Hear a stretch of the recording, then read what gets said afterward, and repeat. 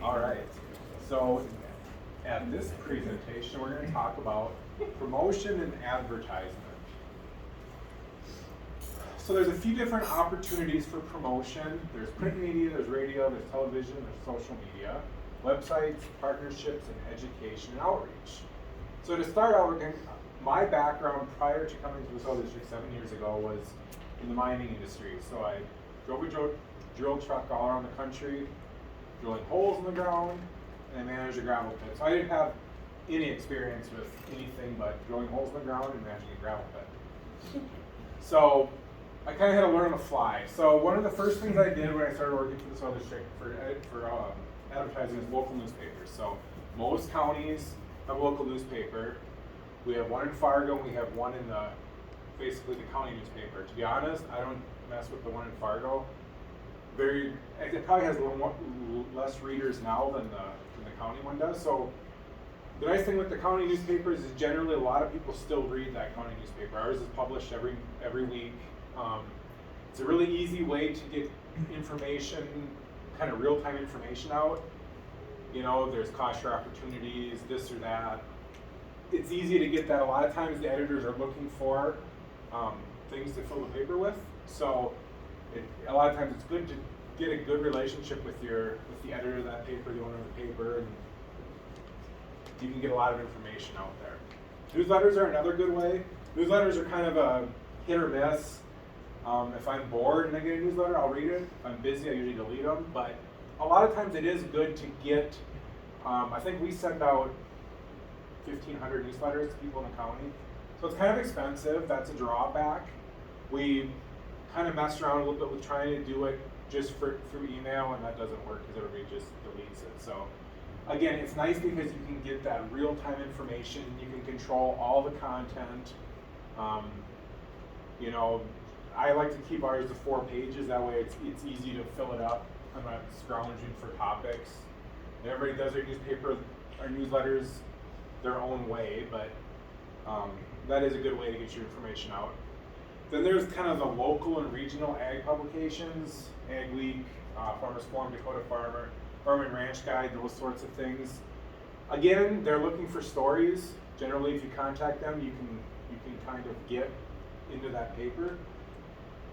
The downside of that is that it's more of a general theme. It's not necessarily saying Grand Forks County has this grant. It's more about this article in particular. We're talking about planting trees, you know, which is something that affects all the districts. So sometimes you got to be a little more generic than specific when it comes to publications that are beyond just your county border.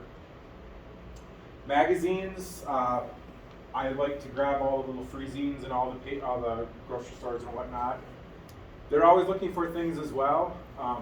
Again, you're gonna have different readership. So this one here I wrote for, it was like a fancy home magazine in Fargo about pocket prairies. Didn't get a lot of interest from there. The High Plains Reader is kind of the alternate paper in Fargo. Same thing. I do some work with them. I know the editor pretty well. We don't get much from them. I don't know if these exist or not. I found them on the internet. Is there a North End News in Grand Forks? Oh, I have no idea. Okay, so they're, you know, so the Good Life is touted as a men's magazine out of Fargo, as opposed to Area Women, which is a women's magazine. So last year I wrote a year's worth of columns for that magazine, and we didn't get a lot of people that called us having seen it in that magazine. A lot of times your audience is indifferent to the topic. Every once in a while you'll get somebody that calls about it, but it's an easy way to do it. It doesn't cost you anything. You know, again, they're always looking for things to put in their publications. Radio generally has a large audience. They're always looking for stories. But like the regional ag publications, the topic needs a general theme. We don't really want to go on NPR and talk about a Cass County specific program because a lot of people that listen to mainstream NPR are not from Cass County. So you go on there and you talk about conservation, and a lot of times you'll say when we were on KFGO there, Tony and I, you know, contact your local soil conservation district, and if you're interested in trees or grass or whatever. I listen to NPR basically, that's all I listen to, other than my CDs. in my car. And I was all excited when I went on Main Street there, and it was pre-recorded. Went back to the office, we listened to it. I'm like, Amy, the phones are gonna ring off the hook, and we never got a phone call. So I don't know how many people listen to it. I listen to it, but again, but anytime you're on there to talk about conservation on the radio, it's a good thing. You might not see it in people calling you to buy trees or something, but it is an important thing, and people do listen. I find, you know, Prairie Public is generally more affluent, liberal-leaning people listening. KFGO is kind of the opposite. You try to cover all the bases and see what happens. Television, I don't even have local news anymore, but when I first started, we were on Ag Week TV, same thing. I don't know how many people watch the local newses anymore. The other downside to the television is the camera adds a lot of weight. Tony really looks big there.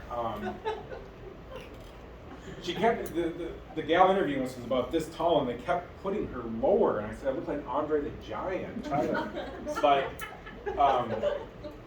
you know, TV can almost morph now into, you know, YouTube stuff. Again, it's a limited audience.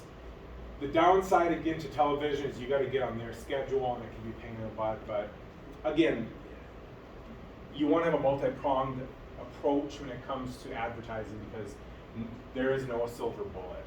Social media is an easy one because it doesn't cost anything. It can be up to date.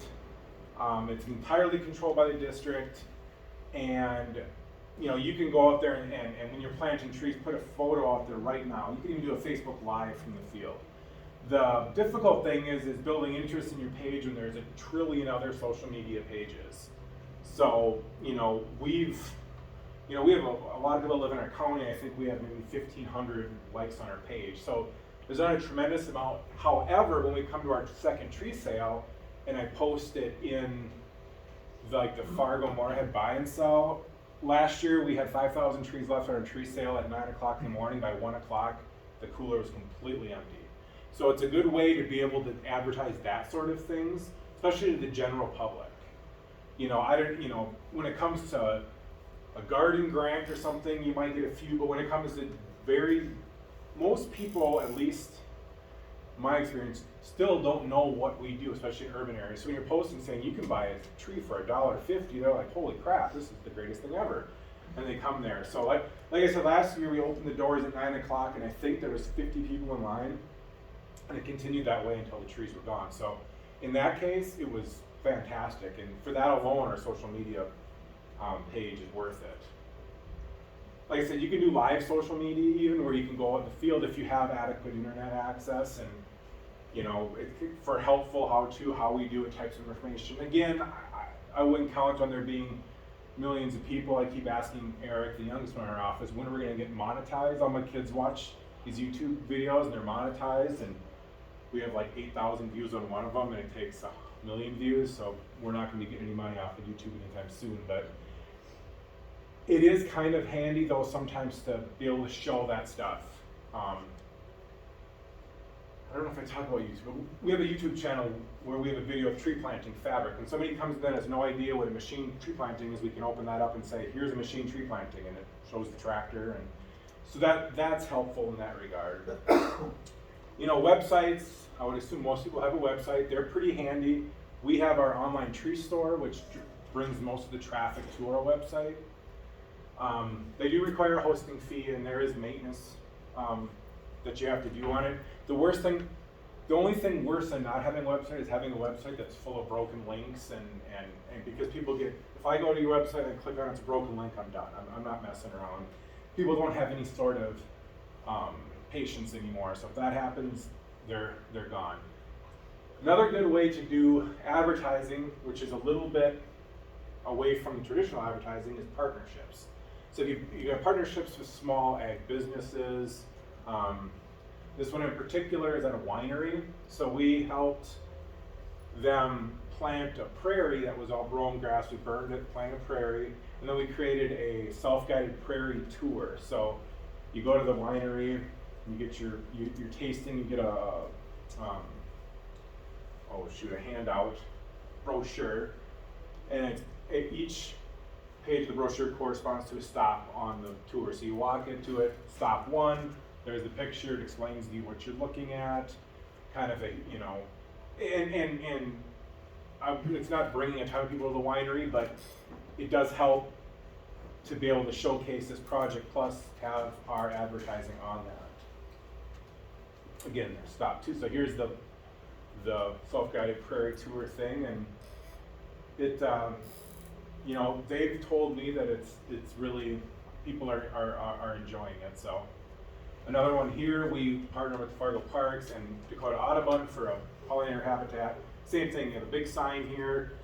Down here we have, species, whatever. Now if somebody's thinking pollinators, they may, we have our name here. It didn't cost us anything but the cost to make the sign. Education and outreach, field days, presentation. This presentation, there's it's called First Fridays. It's kind of the downtown Fargo kind of hipster thing to do. And I went and talked there and had, a few people that actually called because of that. But, this was our Ladies Ag event. Actually, our Ladies Ag event's coming up next Thursday. This is called Ag in the Classroom. We just finished that a few weeks ago. 2,100 fourth graders come through for 4 days. We have a 7-minute presentation, and they come through. And I always like that. I'm not quite sure what Tony's pointing at, one of the kids, but even there, there's teachers there, there's chaperones. When they think conservation, or what I want, our goal is when somebody thinks conservation, they think the Soil Conservation District. Signage on projects is something that is pretty easily done. So we have our own windbreak planting initiative, the CWPI. So every tree planting that is cost shared through that, if it's an area that has, obviously if it's in the middle of a section, I'm not putting a sign on it, but if it's anywhere that the public can see, we put a sign on it. So, and we have our name on the bottom there, so if they're looking at that saying, boy, I would like to have a tree planting, well, this tree planting was brought to you by Cass County. And these are steel signs. You can easily do it with yard signs or something like that. This is a pollinator plot, kind of the same thing. Just a small sign here that explains what it is. A lot of times too, especially for the urban pollinator projects, somebody puts that in their front yard, people are wondering what the hell are they doing? Well, you have that sign, they walk by and they can say, well, that's what it is. A lot of our pollinator interest now comes from people walking on the sidewalk and seeing these signs and saying, boy, that really looks cool. And they find out the cost share program, and we end up with another pollinator project somewhere. So advertising today, it's a fragmented media. It's 30 years ago, you could do radio, TV, newspaper, get everything. Now there's a million different ways that people get their information. So I guess the crux of it is basically, first of all, don't be afraid to reach out to people of the media. Like I said, small town newspapers, freezings, stuff like that. Reach out to them. Even if they don't have anything right now, they're always looking for things. There's an ag, I know for our paper, they always celebrate National Ag Week. So every time they do that, she calls me and says, you want to write something? In the springtime, or maybe even like right now is a nice time to say, hey, are you thinking trees? Just something to get that name out there. Like I said, social media, radio, it all kind of is what you're comfortable with, what your budget is. The nice thing is most of this doesn't cost anything. And that's kind of at the end of the day. I know a few years ago, I would always have a radio guy call me to advertise during basketball games, the Class B tournament. And I did a couple times, and we never got a single call. And that was like $500 for a game, and we got nothing out of it. So that was easy to say, we're not doing that anymore. And now we just, again, do most of the free stuff. And a lot of times the best advertisement is you in person interacting with the public, talking to people. If you're in your district long enough, and I'm sure the district employees that have been there for a while, most people in your county are going to know you. They're going to come to you when they have questions. You're going to have teachers that come to you when they want a presentation done. And that takes a while to build that up, but I guess, don't give up. Because it's easy when you start to get very disappointed with people telling you no all the time, because it happens. But just keep doing that. Keep putting, the rubber to the road, and you will build the name and get that information out there. Any questions? My question is, that's a nice looking shirt. Yeah, I get comments on the color of it all the time. And how good it looks. I do have a comment. So you have those tours, the self-guided tours. Have you and Tony ever thought about doing an audio tour and having little headphones that they can Just wear? having him with little sound bites of him. That would be fun. See, he's on his own. Next week when we do our Ladies' Egg. Historically, our Ladies' Egg was very old women. We're getting it now to where we do have some women that are younger than 80, but Tony's in his element there, because he just stands up there and does his talk, and all the ladies just laugh and they say, "Oh, are you married? I got a granddaughter. I'd love to meet you." But it's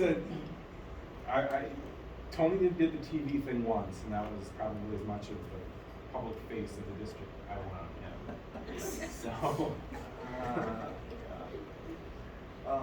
So I guess before I get started, it's pretty easy to see why Jeff won the Above and Beyond award this year, because I reach out to him a lot with different ideas, because odds are they've tried it, and if they've spent money to try it and it didn't work, then you kind of have an idea maybe we shouldn't spend money on some of these things.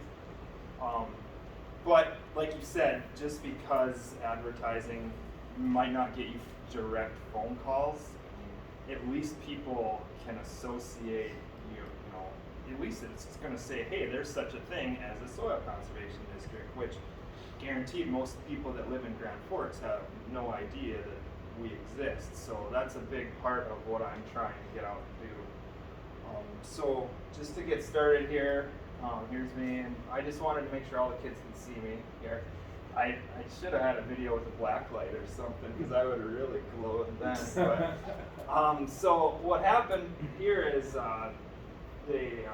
my son goes to a daycare, and in the summer, he's school age, he's 7 now, and they look for different field trips throughout the summer, so these kids don't drive everybody nuts, right? So I think there's 50 or 60 kids in this school age kids with only a handful of teachers. So they do a lot of field trips. I think they do 2 a week all throughout the summer.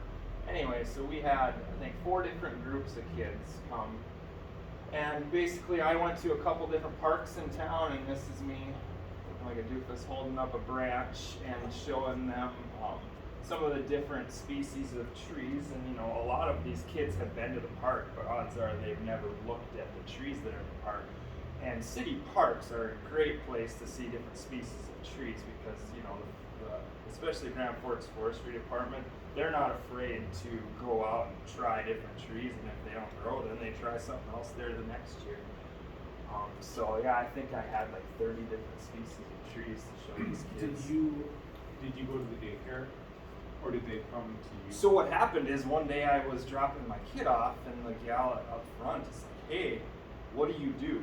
And I'm like, "Oh, funny you should ask." So then I explained, and she knew just from my cool shirts and stuff that I worked for the soil conservation, but she didn't know exactly what we did. So I thought, wow, we got this fancy new shop, we might as well have some kids in there. And it didn't matter if it was a bad weather day or too hot. I mean, it stays pretty cool in there. So, and then we also did a little activity where I had a bunch of maple and oak leaves, and then just take a piece of paper and go on the veins, and all the kids had a crayon and went across them, and then they put their name on it and took it home, or threw it on the ground in the bus, I guess, whatever they did with it. But I don't know, it was a lot of them, couldn't identify a maple leaf, so you could tell the kids that there was a lot of kids that had lake places in Minnesota or something.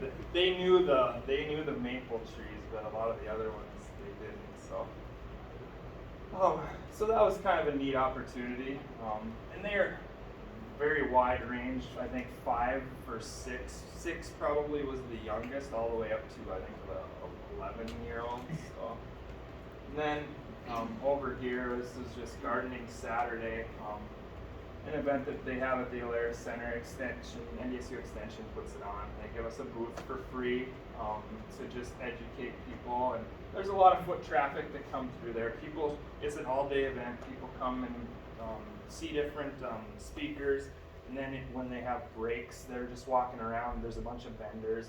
Of course, the vendors have to pay to get there because they're selling products. We're mainly just some giveaway items, you know, a little bit of swag to give out. And then we have a rain barrel and a compost tumbler.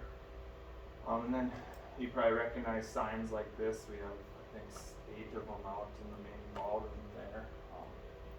So pretty simple.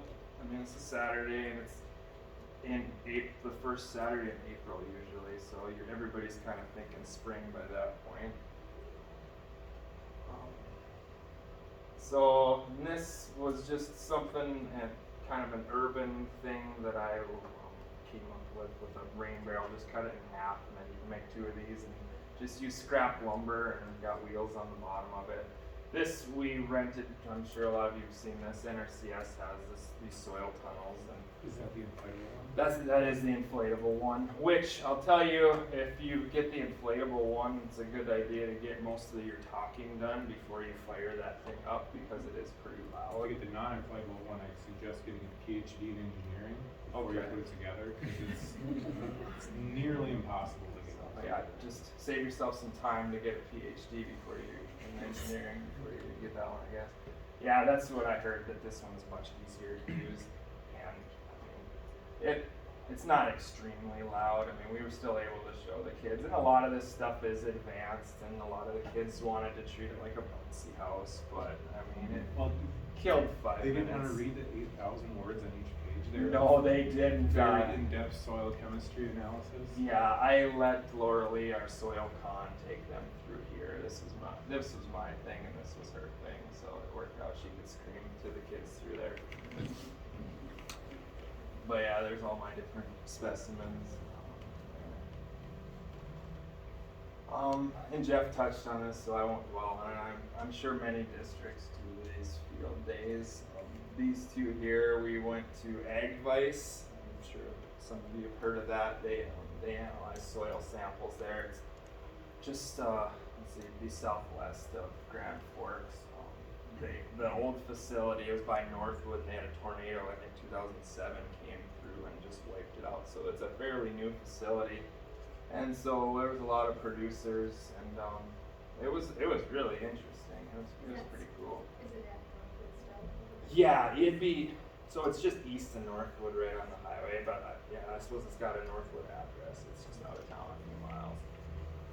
And then this was a field day we had this summer. Dave Franzen's down in the soils pit. If you guys ever get a chance to have him on a field day, man, that guy is very knowledgeable.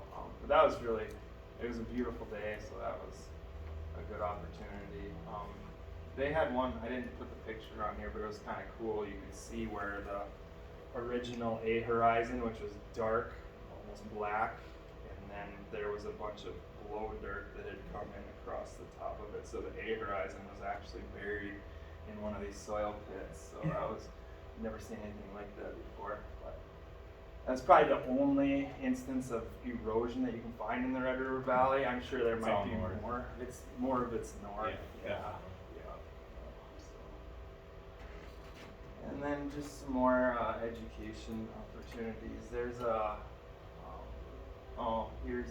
we had an eco-ed.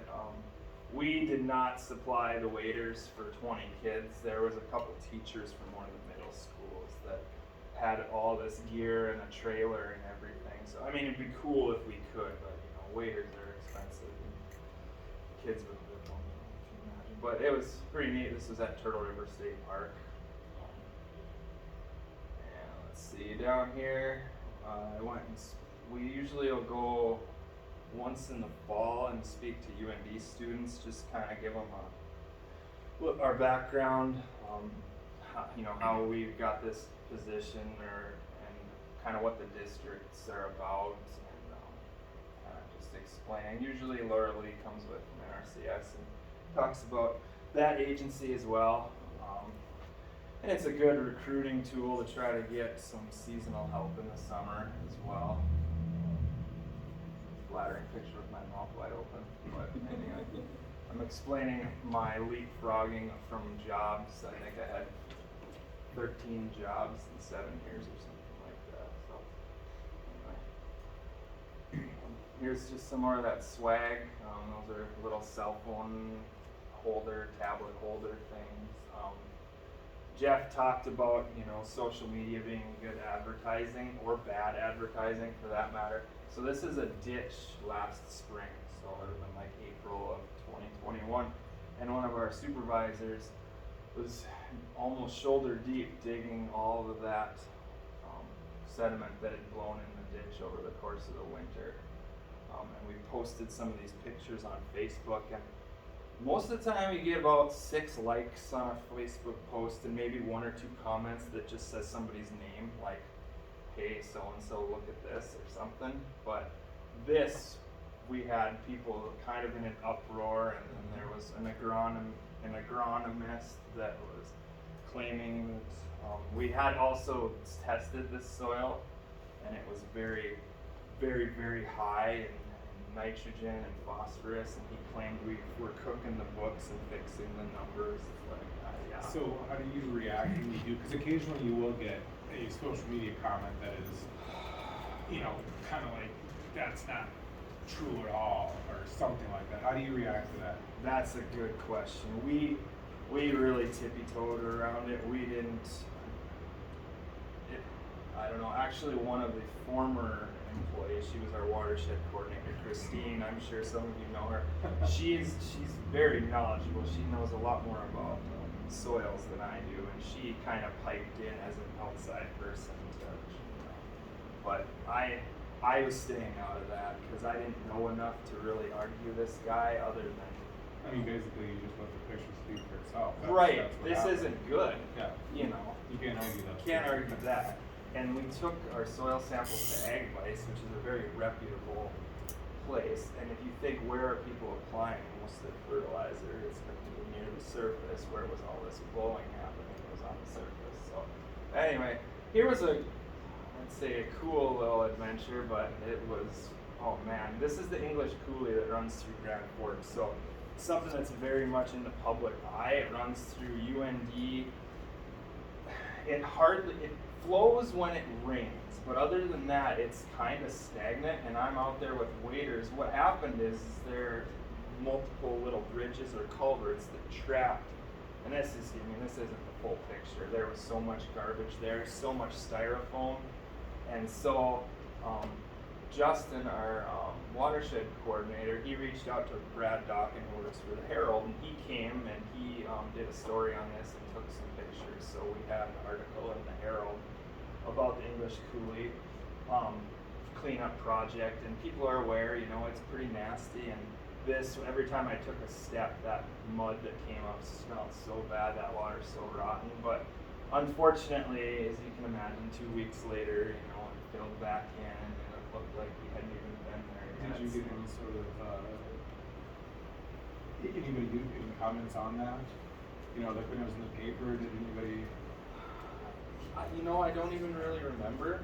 I mean, I remember people saying they saw it and they were aware of the problem, but unfortunately the coulee runs through a lot of backyards as well, so it's kind of everybody's problem, but nobody's problem because nobody wants to take responsibility for it. So I don't know, I think somebody from UND is doing a study on it now because it's loaded with nitrates and phosphorus, so that struggle continues. We do have an international crop expo every year at the Alaris Center. I shouldn't say every year because they didn't have one in 2021, but this is another good way. I mean, we advertise. You can see our tree order form there. Basically, another way to but most of the people there are involved in agriculture, so we're not reaching out to a lot of new people. But it's still a presence. We do chat with a lot of people, even if they're just asking, what some of this stuff is. We'll do slate tests, like other little models, you know, to show healthy soil versus degraded soil. So that's just another good thing. I did recently do a radio ad. You said KFGO was who you did yours through, right? Well, no, we did ours. Or- It was during the basketball tournament 3 years ago. Okay. Well, we just did ours through KNOX, I guess is it. It's talk radio anyway. It was expensive for what we got, but our board didn't want to spend money, if you guys can imagine that. So it was expensive, but I don't know. The timing wasn't very good either for it. It was 21 ads a week for 4 weeks is what we did, but they basically picked the time when the ads could run. So it'd be 11:33 in the morning. Some people said they did hear the ads, but I don't think they ran during the day very often. So with that, no matter what, radio ads are expensive, but you do get what you pay for. I mean, it was a couple $1,000s, but it would have been a lot more ads put out there. So, but I do think it's a good way to reach out to a lot of people in a short period of time, because a lot of people still do listen to radio. Billboards, our clerk actually, her husband works for Newman Signs, so we've worked with him to get some billboards. This billboard here, I don't know if you guys ever saw this sign on Highway 2, it's right by the Larimore turn, but it was there a long time and it was getting to be in pretty rough shape. So we just got a vinyl wrap for it from Newman Signs and came up with a little slogan and put it on there. And so now, I mean, people see it when they're driving into town, maybe take their focus off the black soil in the ditch for a while and see that sign. So, Jeff already mentioned newsletters are great. I mean, everybody knows when you put your tree order form in the newsletter, a lot of times that's when you start getting phone calls and people stopping by. Websites, Jeff said, keep it updated, because if you don't, it's kind of, I don't know, it's kind of embarrassing if it's, you've got things on there from 3 years ago and links that don't work anymore, but yet you're still telling people to go check out the website. I mentioned partnering up with NRCS, and Extension's been really good to work with. We've also dealt with Public Works, or not Public Works, Public Health Department in Grand Forks. The forestry, Grand Forks Parks has a really good forestry department, so I actually went out with one of the arborists there, and we did like a little pruning video. He was showing, correct pruning techniques, and I was videoing it, and then we put that on our Facebook page and our YouTube. So it's still up on our YouTube channel. So that'll be something here now is a good time to start pruning trees. So I'll just put that link back on the Facebook page for anybody who wants to check it out. And that's a wrap for that. Is there any questions for either one of us? Well, that's the end of the day, I suppose. I think there will be some mentor groups back in the main ballroom. Anybody's interested in that. Otherwise, it's social at 6 o'clock. Some munchies and stuff. So. Actually, I think the Yeah. mentor groups are, one is in here. Oh, is there? Like the, Oh, good. whatever we are. Yeah, I've the only looked clerks- at that agenda clerks are 1,000 in here. times. So. The managers are in the ballroom. Oh, that's okay. Sounds good. Well, thanks, guys.